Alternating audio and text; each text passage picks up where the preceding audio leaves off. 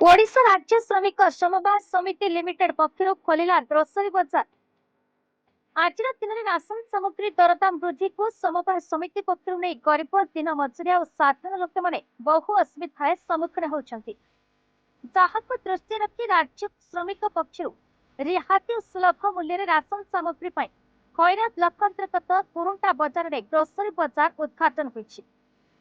उक्त बजार को मुख्य अतिथि भाव 5 नंबर जोन जिला परिषद मानस कुमार दास जोगदी कार्यक्रम को प्रशंसा करने सहित महिला माने स्वावलंबी होगा सह अंचल लोक मैंने रिहाती सामग्री मिलवा समस्त कर्मकर्ता मान धन्यवाद जनाइथे।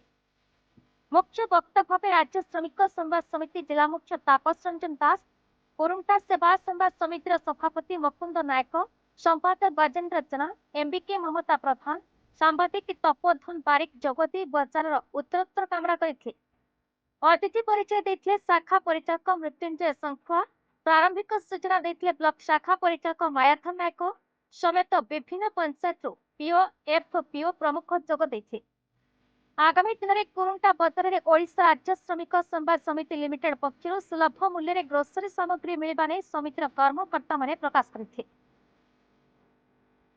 खैरारू छायाकांत महांती रिपोर्ट बीई न्यूज ओडिशा।